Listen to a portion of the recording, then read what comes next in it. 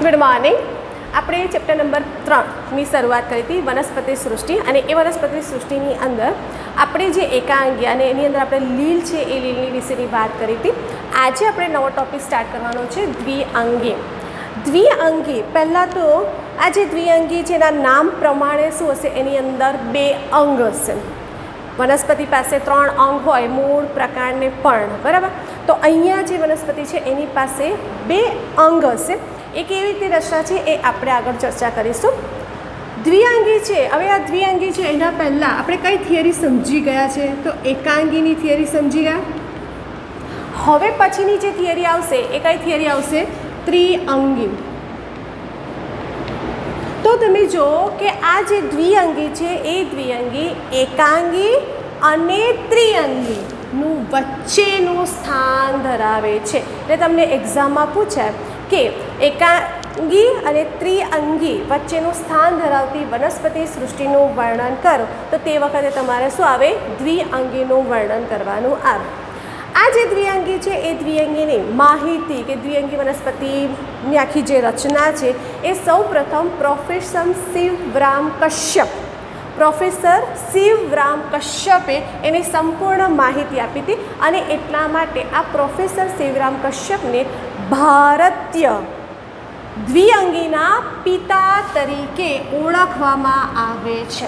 એટલે આ જે દ્વિઅંગી છે એ દ્વિઅંગીના ભારતીય પિતા કોણ છે, તો તે વખતે તમારો આન્સર આવશે પ્રોફેસર શિવરામ કશ્યપ એ દ્વિઅંગીના પિતા છે. આ જે દ્વિઅંગી વનસ્પતિ છે એ દ્વિઅંગી વનસ્પતિમાં કોનો સમાવેશ થાય છે, તો એની અંદર મોસનો સમાવેશ થાય છે. આ જે વનસ્પતિ છે એ ક્યાં જોવા મળે છે, તો એ ભેજયુક્ત વાતાવરણમાં, ભેજવાળી જે જમીન છે ત્યાં જોવા મળે. ખડકો છે એ ખડકો પર ખડકો છે ત્યાં એનું નિવાસ સ્થાન જોવા મળશે. તે ઉપરાંત આ જે વનસ્પતિ છે એ વનસ્પતિ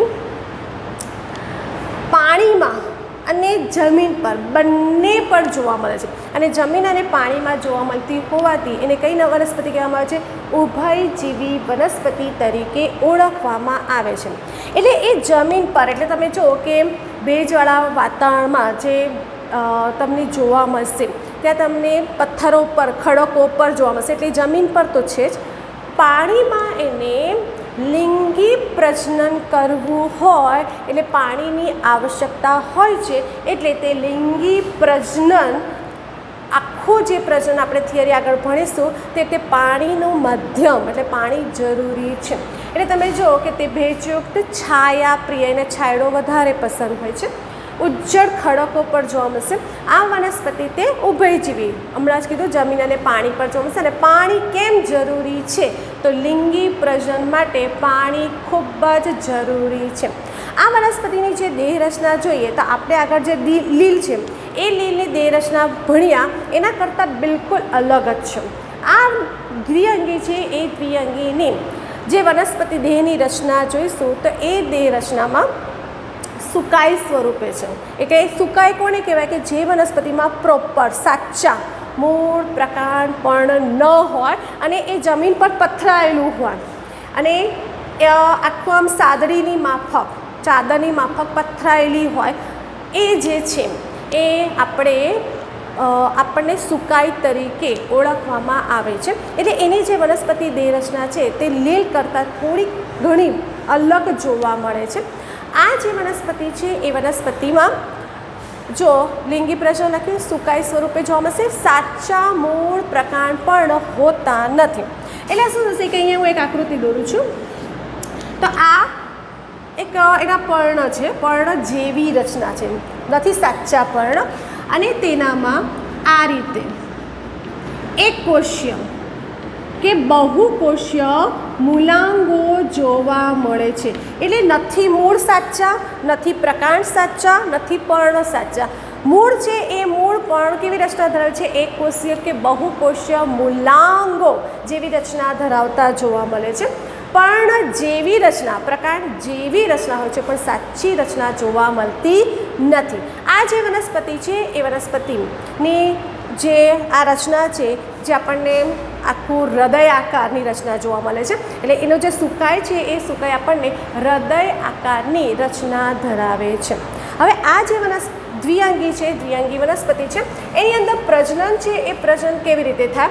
તો પ્રજનનમાં અહીંયા લખ્યું છે, મેં એક લખ્યું છે અહીંયા આપણને વનસ્પતિ દેહ એકેકીય છે, એટલે કે જે એનો વનસ્પતિ દેહ છે ને એ વનસ્પતિ દેહ આપણને એકેકીય હોય, અને એ જે એકેકીય જે દેહ છે એ જન્યુઓ ઉત્પન્ન કરે.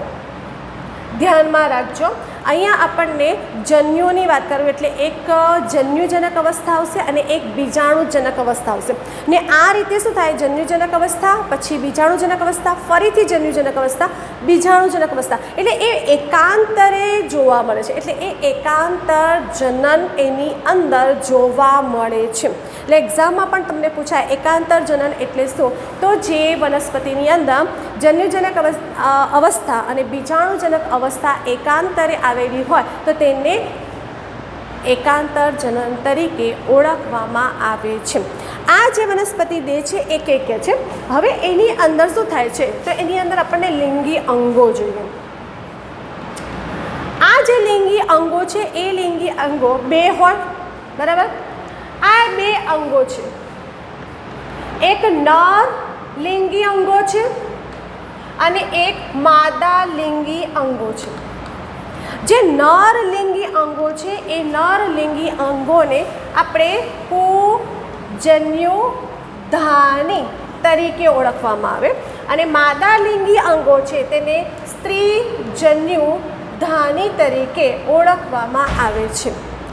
આ જે નરલિંગી અંગો છે જે પૂજન્યુધાની ધરાવતા હશે, આ પૂજન્યુધાની છે એ પૂજન્યુધાનીની અંદર ચલપૂજન્યુનું નિર્માણ થાય છે, અને આ જે ચલપૂજન્યુ છે ને એ ચલપૂજન્યુ દ્વિકક્ષાધારી છે. એટલે નરલિંગી અંગો છે એ નરલિંગી અંગો જેને પૂજન્યુધાનીમાં તરીકે ઓળખવામાં આવે, અને એ જે પૂજન્યુધાની છે એની અંદર ચલપૂજન્યુ જે દ્વિકક્ષાધારી, એનો મતલબ કેવા હશે? ચલિત હશે. પણ આગળ ચર્ચા કરી ચૂક્યા છે. સ્ત્રીજન્યુધાની છે એ સ્ત્રીજન્યુધાનીની અંદર શું ઉત્પન્ન થશે? તો અંડકોષ ઉત્પન્ન થશે, અને આ જે અંડકોષ છે ને એ અંડકોષની સંખ્યા એક જ હોય. જે અંડકોષ છે એ અંડકોષની રચના એક જ હોય. આ જે નર લિંગી અંગો છે જે પૂજન્યુધાની ધરાવે છે, આ સ્ત્રીજન્યુધાની છે, અને આ જે સ્ત્રીજન્યુધાની છે તે ચંબુ આકારની રચના ધરાવે છે. અને ચંબુ આકારની રચનાની અંદર શું જોવા મળે છે?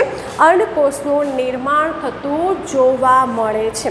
હવે શું થયું કે આ નરલિંગી અંગો છે એ નરલિંગી અંગોએ શું ઉત્પન્ન કર્યા? ચલપૂજન્યુ ઉત્પન્ન કર્યા, એટલે ચલિત હશે. આ છે માદા લિંગી અંગો.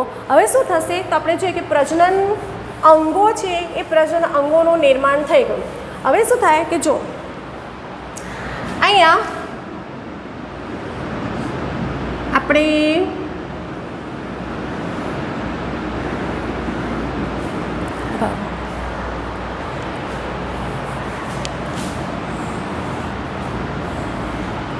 અહીંયા તમને આ પૂજન્યુધાની છે અને આ સ્ત્રીજન્યુધાની છે. હવે આ પૂજન્યુધાની છે એટલે એની અંદર શું હશે? ચલપૂજન્યુ હશે. પછી આવી તો હું દ્વિકક્ષા દોરી દઉં છું, બરાબર? હવે શું થશે?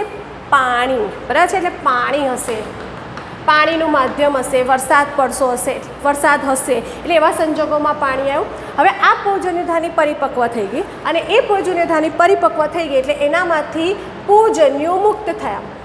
આ દ્વિકક્ષાધારી, કારણ કે એ ચલિત છે, આ મુક્ત થયા, અને પાણીમાં મુક્ત થયા, અને પાણીમાં મુક્ત થઈને સ્ત્રીજન્યુધાની છે ત્યાં સુધી પહોંચ્યા. અને આ સ્ત્રીજન્યુધાનીની અંદર કોણ છે? એક અંડકોષ છે, જે હમણાં આપણે ચર્ચા કરી.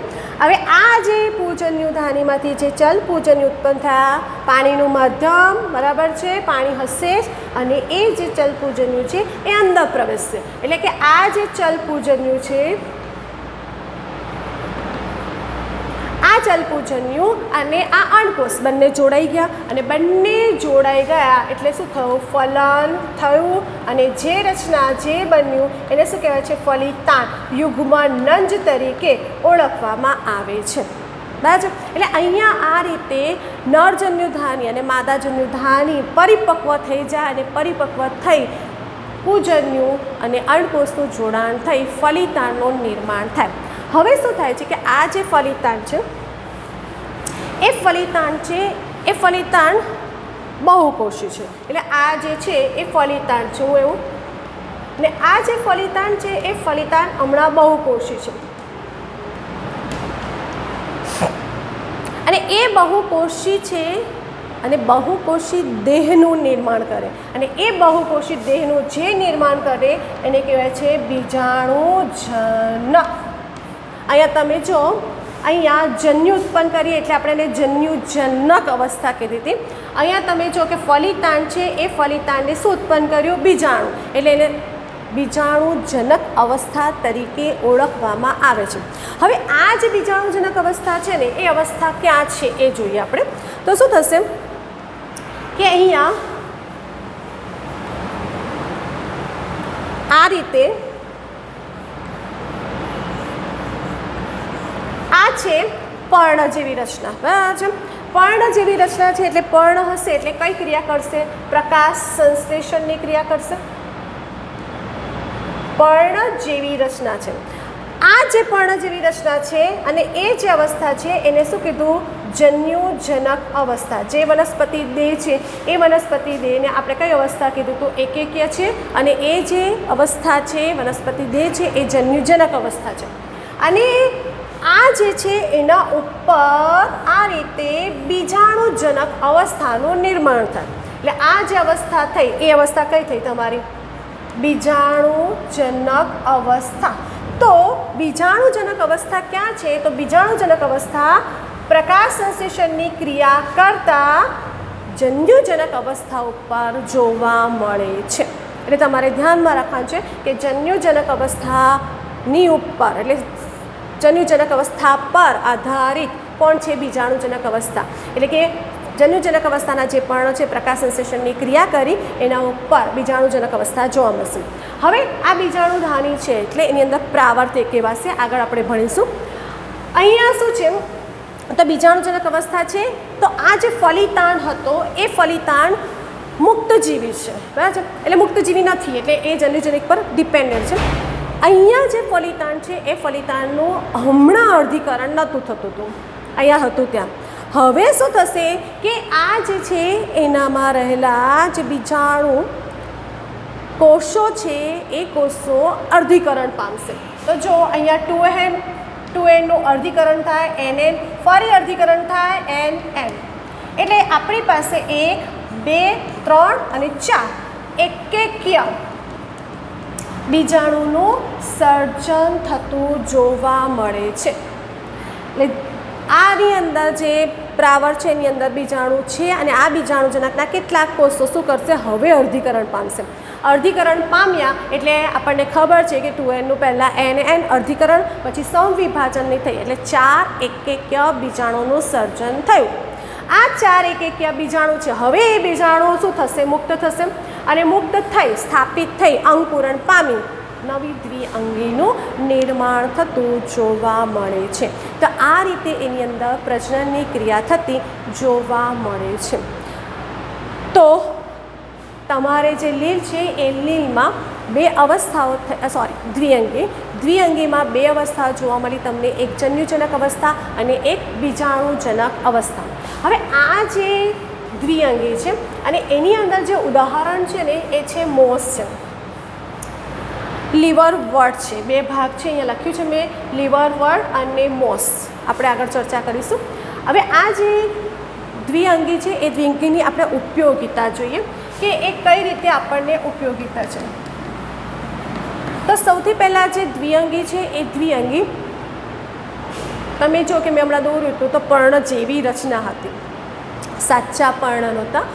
તો આ જે વનસ્પતિ છે એ વનસ્પતિ તૃણાહારી હોય કે અન્ય પ્રાણીઓ હોય એનો ખોરાક તરીકે ઉપયોગમાં લે છે, દ્વિઅંગીનો ખોરાક તરીકે ઉપયોગમાં લે છે. પછી સ્ફેગ્નમ, આની કેટલીક જાતિઓ છે અને જે મોસ છે એ મોસ પિત્ત બનાવવામાં, એટલે શું છે કે એનો વનસ્પતિને આમ લોચો બરાબર છે, એક લોચો બનાવવા માટે, પિત્ત બનાવવા માટે તેનો ઉપયોગ થાય છે. કેટલીક વનસ્પતિ છે એ લાંબા સમયમાં બળતણ તરીકે ઉપયોગમાં આવે છે. આ જે દ્વિઅંગી છે એ દ્વિઅંગી પાણી છે એ પાણીમાં અવરોધક તરીકે છે, એટલે તે જે સામગ્રી હોય ને એના પેકિંગ છે એ પેકિંગ કરવા માટે આ દ્વિઅંગીનો ઉપયોગ થતો જોવા મળે છે. આ જે દ્વિઅંગી છે આપણે લાઇકેન ભણ્યા હતા અને આ લાઇકેનમાં આપણે કીધું હતું કે ખડકો છે ને એ ખડકો પર લાઇકેન હોય. તો લાઇકેન સાથે ખડકો પર લાઇકેન છે એટલે આ લાઇકેન છે બરાબર છે. તો આ લાઇકેન છે એ લાઇકેનની સાથે જો પ્રથમ સજીવ ખડક પર રહેવા માટે જો બન્યો હોય તો કયો છે મોસ. એટલે મેં લખ્યું છે કે પ્રથમ સજીવ, લાઇકેનની સાથે ખડક પર રહેનાર પ્રથમ સજીવ કયો છે તો તમારે કોઈ આવ્યો લાઇકેન. હવે શું થાય છે કે એ મોસ અને લાઇકેન સાથે સાથે રહે છે, પછી એ ત્યાં સ્થાપન થઈ ગયું અને તે અનુક્રમણ, આ શબ્દ ધ્યાન રાખો, અનુક્રમણમાં મહત્ત્વનો ભાગ ભજવે છે. અનુક્રમણ એટલે શું છે કે કોઈ એક સજીવનું વસવું અને બીજી વનસ્પતિનું ખસવું, એને અનુક્રમણ તરીકે ઓળખવામાં આવે છે. આપણે અનુક્રમણ ભણવામાં આવશે, જલસચક્ર અનુક્રમણ અને મરુસંચક્ર અનુક્રમણ ભણવામાં આવશે. તો અહીંયા આ જે અનુક્રમણ છે એનામાં મોસ મહત્ત્વનો ભાગ ભજવે છે. એટલે લાઇકેન સાથે સ્થાપિત થશે અને ધીરે ધીરે શું થશે કે આ ખડકો છે એ ખડકો વિઘટન પામે, એટલે ધીરે ધીરે ધીરે લાઇકેન અને મોસ આ રીતે સાથે રહેવા માંડે અને ખડકો છે એ ખડકો તૂટે એટલે એની જગ્યા થતી જાય અને એ ભૂમિમાં નિર્માણ પામે છે. તો લાઇકેન સાથે પ્રથમ સજીવ કયો રહ્યો છે? મોસ. આ આઈએમપી ક્વેશ્ચન થયો. પછી આ જે લાઇકેન મોસ છે ને એ મોસ આવી રીતે દોરીએ, હૃદયાકારની રચના છે આ રીતે બરાબર છે, આ રીતે આખા જમીન પર પથરાઈ જાય, એટલે ચાદરની માફક જમીન પર પથરાયેલી જોવા મળશે. અને જ્યારે વરસાદ, કારણ કે વરસાદમાં જોવા મળશે, તો જ્યારે વરસાદ પડે તે વખતે એક અવરોધ કહી શકીએ આપણે, જમીનનું ધોવાણ અટકાવવા માટે જવાબદાર છે. તો આ છે દ્વિઅંગીની ઉપયોગિતા. આ જે દ્વિઅંગી વનસ્પતિ છે એના આપણે બે ભાગમાં વિભાજિત કરીશું. એક ભાગ છે લીવરવર્ટ, એને કહેવાય છે પ્રહરિતા, અને જે બીજો ભાગ છે જેને કહેવાય છે મોસ અને એનું નામ છે હરિતા. તો તમે જુઓ કે અહીંયા દ્વિઅંગી છે એ દ્વિઅંગીનું દેહની રચના એને કયા નામથી ઓળખવામાં આવે છે? દ્વિઅંગીના પિતા. તેની અંદર કેવી રચના જોવા મળશે અને મોસ્ટ ઇમ્પોર્ટન્ટ પ્રજનન છે એ પ્રજનન કેવી રીતે જોવા મળશે એની આપણે વાત કરી. સ્ત્રીજન્યુધાની, અંડજન્યુધાની કહેવાય, પુંજન્યુધાની, નરજન્યુધાની. પછી ખાસ વિશેષતા કે ફલિતાંડ, એટલે ફલન થયા પછી ફલિતાંડ તરત જ અર્ધીકરણ પામતું નથી અને એનો જે દેહ છે એ બીજાણુજનક તરીકે ઓળખવામાં આવે અને પછી અર્ધીકરણ થાય અને એક બીજાણુનું નિર્માણ થાય અને એ બીજાણુ અંકુરિત થઈ ગયા અને પાછી કઈ અવસ્થા થઈ? જન્યુજનક અવસ્થા થઈ. તો આ રીતે બીજાણુજનક અવસ્થા અને જન્યુજનક અવસ્થા એકાંતરે થાય છે. અને સાથે સાથે આપણે એની ઉપયોગિતા વિશે વાત કરી અને એના જે બે ભાગ છે એ બે ભાગમાં એક ભાગ કયો થયો?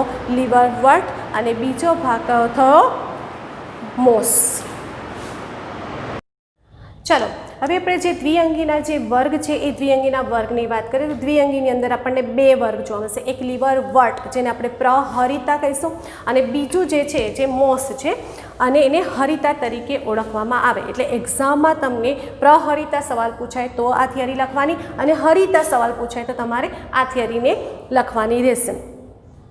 આપણે જે લિંગી અંગો કે જે આપણે દ્વિઅંગીની અંદર રચના ભણ્યા, પ્રજનનની હોય કે એનું નિવાસ સ્થાન છે, એ રચના અહીંયા ફરી રિપીટ થશે કારણ કે એનો જ વર્ગ છે એટલે નિવાસ સ્થાન પણ એ જ થાય અને પ્રજનનના પ્રકાર પણ એ રીતે જ આવશે. તો સૌથી પહેલાં આપણે લીવરવર્ટની વાત કરીએ તો લીવરવર્ટ છે એનું સ્થાન ક્યાં છે તો તમને ખબર છે કે ભીની જમીન પર ભેજવાળા વિસ્તારમાં નદી તળાવ કે જે વહેતું પાણી હોય, નદીના ઝરણા છે તેની આસપાસની જગ્યા પર લાકડાના ગર્તમાં આપણને જોવા મળશે. એક છાયાપ્રિય છે જે આપણે રહેઠાણ લખ્યું એ જ અહીંયા એનું રહેઠાણ આવશે. આ જે પ્રહરિતા છે લીવરવર્ટ છે એ લીવરવર્ટમાં ઉદાહરણ તમારે ભણવાનું છે માર્કેન્સિયા. અને એ જે માર્કેન્સિયા છે એ માર્કેન્સિયાનો જે દેહ છે એ સુકાય સ્વરૂપે છે. હૃદયાકારની રચના આપણે ભણી ગયા હતા આ રીતે. આ જે માર્કેન્સિયા છે એ માર્કેન્સિયા છે એનો દેહ સુકાય સ્વરૂપે છે એટલે તે પૃષ્ઠ અને વક્ષ બંને બાજુથી કેવો છે ચપટો જોવા મળે છે. એની અંદર આપણને ખબર છે શું જોવા મળશે મૂલાંગો, એક કોશી કે બહુકોષીય મૂલાંગો જે તેને જમીન પર સ્થાપન કરવા માટે આધાર માટે મદદરૂપ બને છે. અહીંયા આપણી પાસે જે પ્રજનન છે એ પ્રજનનની વાત કરીએ તો પ્રજનન છે એ પ્રજનન આપણને બે રીતે જોવા મળશે, એક અલિંગી પ્રજનન અને લિંગી પ્રજનન.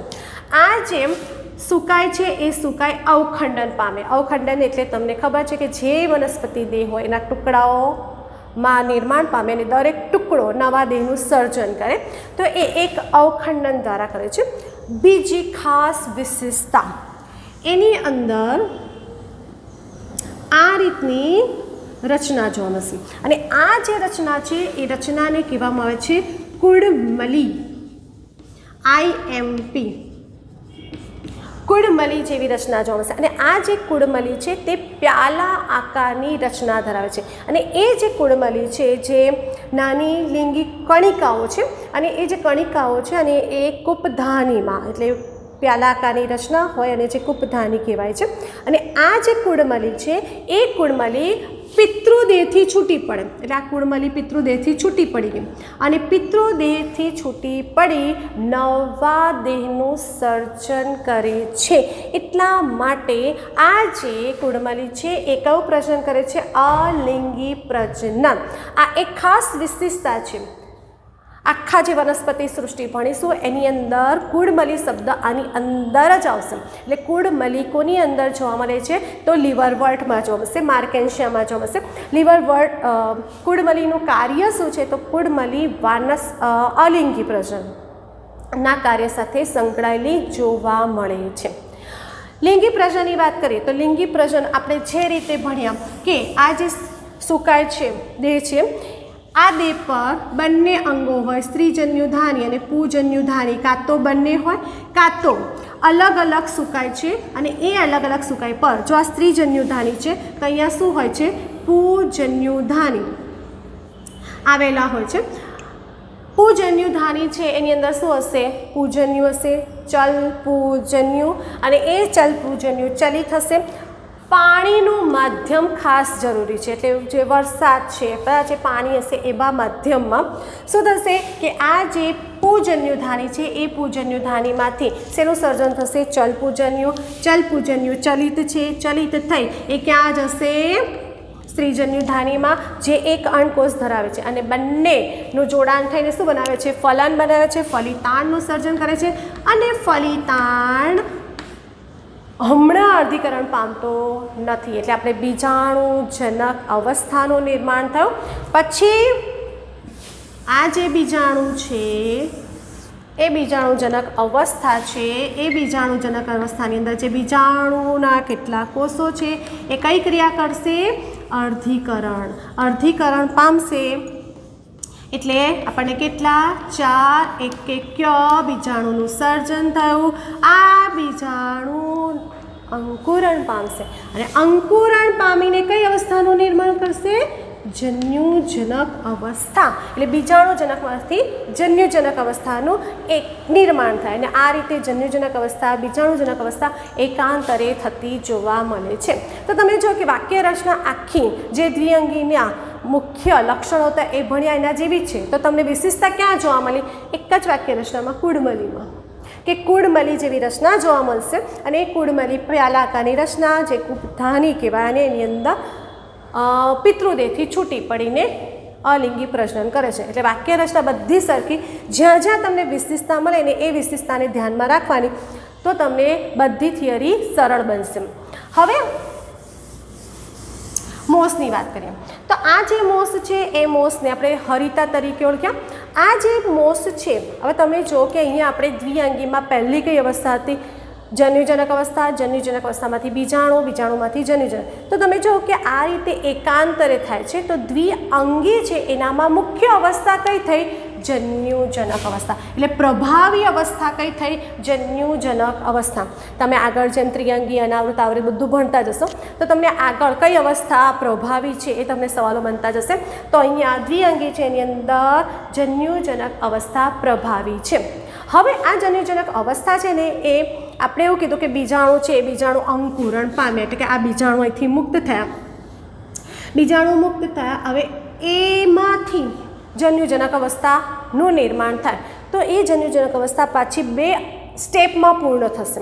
પહેલા સ્ટેપમાં શું થશે કે આ જે બીજાણુ છે એ બીજાણુ છે એ બીજાણુમાંથી આ રીતે નિર્માણ થાય. બરાબર? એટલે આ રીતે શું થશે? તંતુનું નિર્માણ થાય અને એ જે તંતુનું નિર્માણ થાય એટલે આપણે એને કઈ અવસ્થા કહીશું? પ્રતંતુ અવસ્થા. એટલે સૌથી પહેલાં બીજાણુમાંથી આ રીતે જમીન પર મેં આ રીતે દોર્યું છે, આમ જમીન પર ભૂપ્રસારી આખી જમીન પર પ્રસરતી જશે, તંતુઓ બનતા જશે, લીલા રંગના હશે અને એ તંતુઓ છે એ તંતુઓ આ રીતે શાખામાં આખી ભૂમિ પર પ્રસરી જશે એટલે એને કહેવાય છે પ્રતંતુ અવસ્થા. હવે આ જે તંતુ છે એ તંતુ જે તંતુમય રચના છે એનામાંથી બીજી અવસ્થાનું નિર્માણ થશે અને બીજી અવસ્થા કઈ છે? પર્ણમય અવસ્થા. એટલે આ તંતુ છે એ તંતુઓમાંથી હવે શું બનશે? પર્ણનું નિર્માણ થશે. તો શું થશે કે પાર્શ્વ કલિકાઓ એટલે આગળ કલિકાઓ બનતી હશે અને પાર્શ્વ કલિકાઓ છે અને એ પાર્શ્વ કલિકાઓ કેવી રીતે થશે? તો જો પાર્શ્વ કલિકા છે એ કલિકા સિદ્ધિ થશે એટલે આ જે તંતુ છે એ તંતુ હવે કેવો બની જશે? સીધો. કયા મૂળાંગ? મૂળની જગ્યા પર મૂલાંગોનું નિર્માણ થશે. પર્ણમય સ્વરૂપ બનાવશે એટલે આ રીતે આપણે પર્ણમય સ્વરૂપનું નિર્માણ થશે. એટલે પ્રતંતુમાંથી કઈ અવસ્થાનું નિર્માણ થયું? પર્ણમય અવસ્થાનું નિર્માણ થશે અને આ જે પર્ણમય અવસ્થા છે એ પર્ણમય અવસ્થાને આપણે કઈ અવસ્થા કીધી છે? જન્યુજનક અવસ્થા તરીકે ઓળખવામાં આવે છે. જે મૂલાંગો ધરાવે છે અને એ જન્યુજનક અવસ્થા પાછા શું ધરાવે છે? લિંગી અંગો ધરાવે છે. ફરી રિપીટ કરું, લિંગી અંગો કયા? સ્ત્રીજન્યુધાની અને પૂજન્યુધાની. સ્ત્રીજન્યુધાની અને પૂજન્યુધાનીનું જોડાણ થયું, ફલિતાણ બન્યું. કઈ અવસ્થા થયું? બીજાણુજનક અવસ્થાનું નિર્માણ થયું અને એ બીજાણુજનક અવસ્થામાં શું જોવા મળશે? પ્રાવર્ધન અને પ્રાવરનું નિર્માણ થયું. પ્રાવર્ધન. તો આ રીતે પ્રાવરનું નિર્માણ થયું અને એ જ અવસ્થા કઈ થઈ? બીજાણુજનક અવસ્થા થઈ. આ પ્રાવર છે એની અંદર શું હશે? બીજાણુજનક કોષો. કઈ ક્રિયા થશે? અર્ધીકરણની ક્રિયા થઈ. કેટલા બીજાણુનું સર્જન થશે? 4 બીજાણુનું સર્જન થશે. આ બીજાણુ અંકુરણ પામીને કઈ અવસ્થા પાછી ચાલુ કરશે? ફરી પ્રતંતુ અને પાછી કઈ અવસ્થા? જન્યુજનક અવસ્થા. એટલે તમે જો જન્યુજનક અવસ્થા, બીજાણુજનક અવસ્થા, જન્યુજનક અવસ્થા આ રીતે એકાંતરે ઘટનાઓ થતી જોવા મળે છે. એટલે એ કયું પ્રજનન કહેવાય છે? લિંગી પ્રજનન. હવે કયું પ્રજનન આવ્યું? અલિંગી પ્રજનન. તો જે અલિંગી પ્રજનન છે એ અલિંગી પ્રજનન આપણને પ્રતંતુ ભણ્યા હતા. આ રીતે હમણાં જ પ્રથમ અવસ્થા છે. તો એ પ્રતંતુ હતા ને તો દ્વિતીય પ્રતંતુના અવખંડન દ્વારા, એટલે જો આ પ્રતંતુ છે એ અવખંડન થાય તો એના દ્વારા આખા વનસ્પતિ દેહનું સર્જન થાય. એટલે જે પ્રતંતુ છે એના અવખંડન દ્વારા અને કલિકા સર્જન દ્વારા અલિંગી પ્રજનન થતું જોવા મળે છે. અને એના ઉદાહરણ કયા છે? ફ્યુનારિયા, પોલિટ્રિકમ અને સ્ફેગ્નમ. આગળ પણ હું સ્ફેગ્નમની ઉપયોગિતા ભણી ગઈ હતી. પિત્ત બનાવવા માટે કાર્ય કરે છે, પિત્ત બનાવવા માટે તેનો ઉપયોગ થાય છે. તો તમે જો કે અહીંયા પ્રતંતુ અવસ્થા અને પર્ણમય અવસ્થા, અને ખાસ ઇમ્પોર્ટન્ટ પર્ણમય અવસ્થા શું કરે છે? લિંગી અંગો ધારણ કરે છે. કયા અંગો? સ્ત્રીજન્યુધાની અને પુંજન્યુધાની. એટલે તમને એક્ઝામમાં પૂછાય કે મોસની અંદર કઈ અવસ્થામાં લિંગી અંગો ધારણ કરે છે? તો કઈ અવસ્થા આવે? પર્ણમય અવસ્થા. તો તમે જો કે આખી જે દ્વિઅંગીની રચના ભણીએ તો તમે ખાલી પોઈન્ટને એક રહેઠાણ છે, પછી એની રચના, વનસ્પતિ દેહની રચના, પ્રજનન, જો પોઈન્ટને તમે યાદ રાખશો તો તમને થિયરી બહુ સરળ બનશે. અહીંયા પણ તમે જો કે વાક્ય રચના રિપીટ જ થાય છે. એના ઉદાહરણ તમારે ખાસ રાખવાના યાદ, અને વિશેષતા યાદ રાખવાની. આની અંદર જે પ્રહરિતા છે એમાં કુડમલીની વાક્ય રચના યાદ રાખવાની, અને મોસ એની અંદર કઈ અવસ્થા? જન્યુજનક અવસ્થા. અને એ જન્યુજનક અવસ્થાની બે પ્રભાવી અવસ્થા, એક પ્રતંતુ અવસ્થા અને એક પર્ણમય અવસ્થા. તો આમ આખું જે દ્વિઅંગી છે એ દ્વિઅંગી અહીંયા પૂર્ણ થાય છે.